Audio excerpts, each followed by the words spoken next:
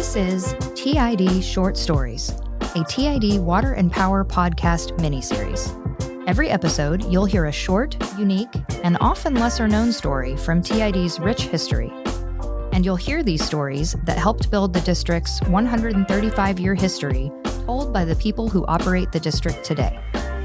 On today's episode, TID Water Operations Manager Seth Aldrich tells the story of what could have been a monumental occasion for the district that turned into a devastating summer for growers. Floods and droughts, hills and valleys, elation and devastation. There have been many ups and downs since Turlock Irrigation District was formed in 1887, but nothing compared to the chaos that ensued in the spring of 1914 when TID's newly constructed storage reservoir suffered a wall break and 40,000 acre-feet of water all but emptied over 3 days into the Tuolumne River. Today, as we are in the midst of a third consecutive year of drought, it's easy to imagine the hardship caused by this loss of irrigation supply.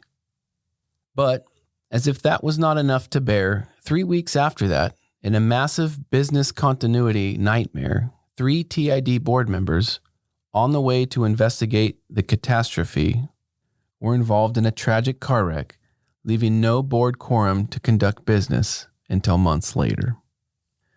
As irrigation arrived in the early 1900s, a common issue quickly arose: the need to store water.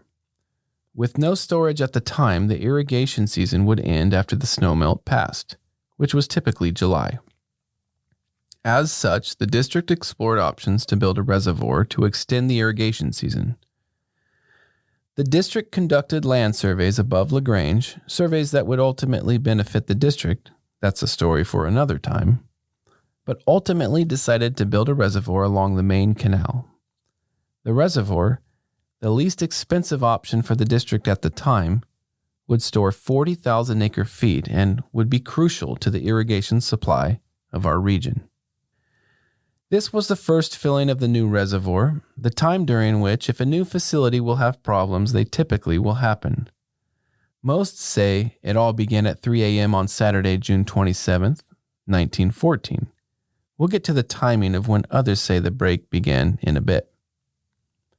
In those wee hours of the spring morning during irrigation season, a section of concrete fill south of the just completed, then called Davis Reservoir outlet gate broke away. The fact that the break came 50 feet from the outlet gate didn't matter. The wing wall was a major part of the dam that was holding back some 40,000 acre-feet of irrigation water. Initially, the surge from the break came down the main canal, prompting a night watchman 2 miles downstream at the Nels Johnson residence to call the LaGrange dam operator when he saw the main canal overtopping and flooding. By then, the flow into the reservoir was cut off, but the deluge of water in the reservoir simply had to go somewhere. And the canal's structural integrity was weakening rapidly, about 0.6 of a mile downstream of the outlet gate.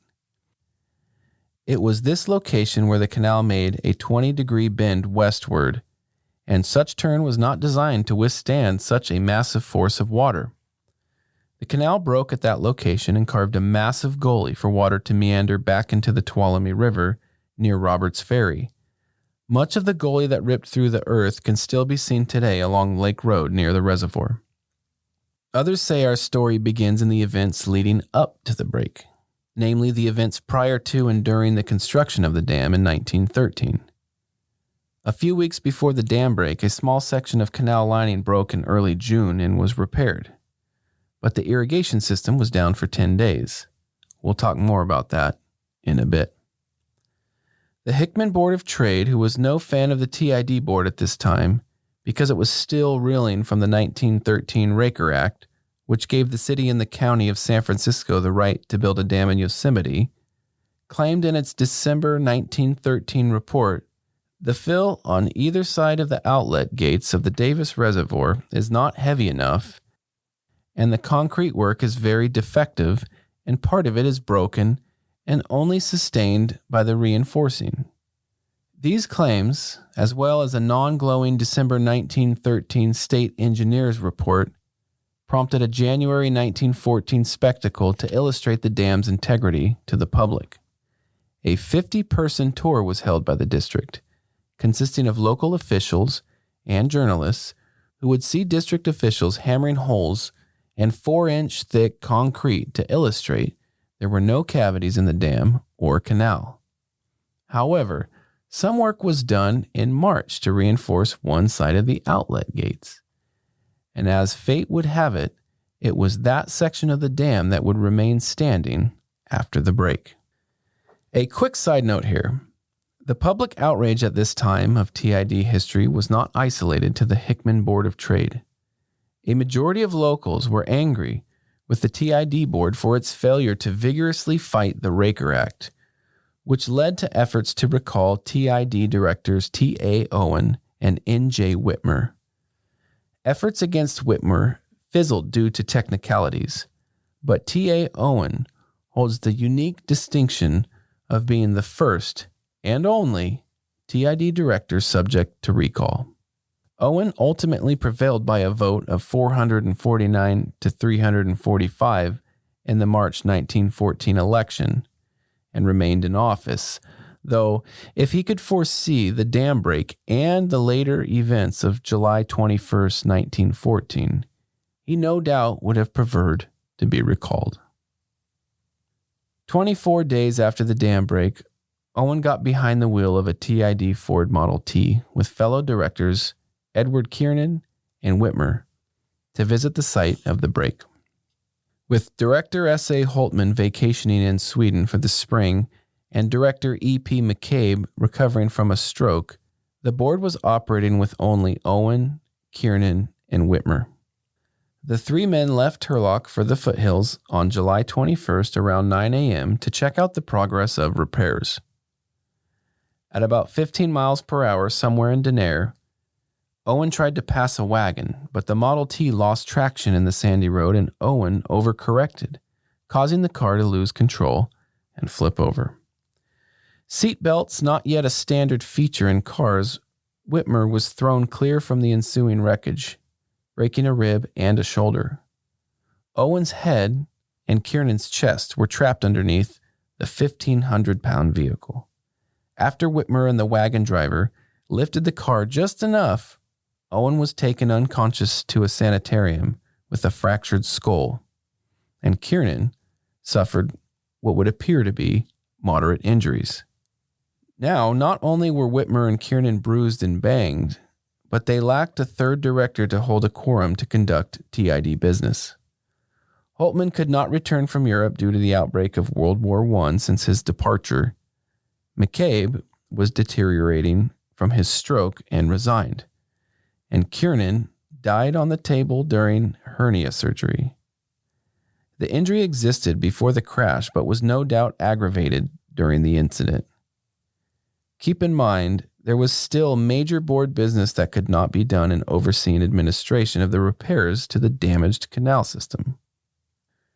Owen was still recovering when John Sisk and Claus Johnson joined Whitmer on the board following informal advisory elections, and business was able to be had. Whitmer and Owen resigned in October, leaving 3 active board members, and Kiernan died on the table during hernia surgery, and one could only assume Owen, who over a period of 16 months had survived a recall attempt and recovered from a fractured skull, was simply done with public service, though there would later be a silver lining for him. John Chance and John Orr replaced Whitmer and Owen, and Holtman returned to Turlock in November as the ranking board member to 4 new directors.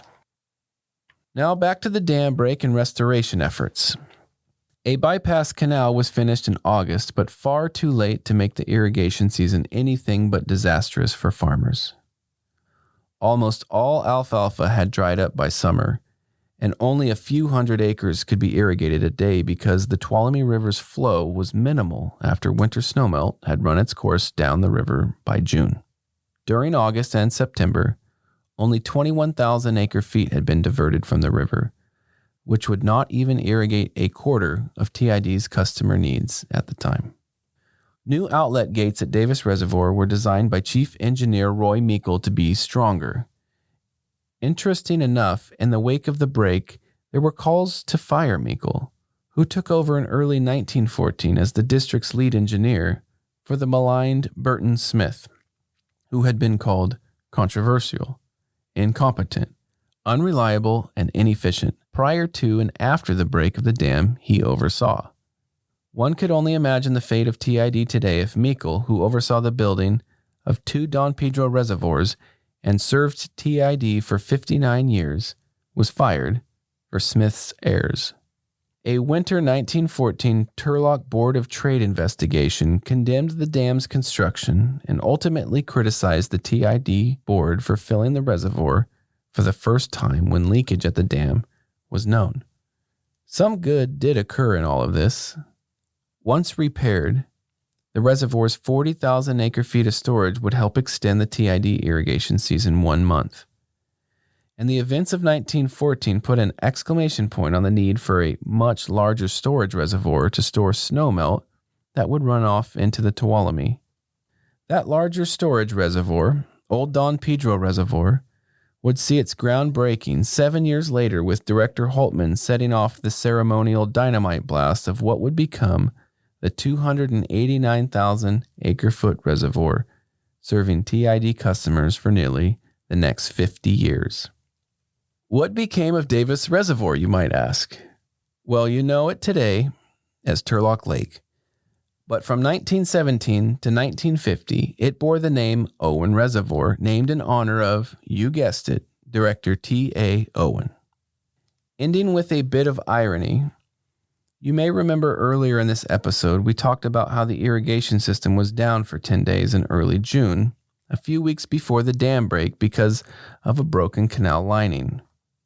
When those minor repairs were being made, a small note was placed in jest on the F.M. Huddleston home in the area that read, "Have inspected the canal and works hereabouts and hereby condemn them and advise you to move before long." A fitting joke at the time, no doubt. Weeks later, probably not so much.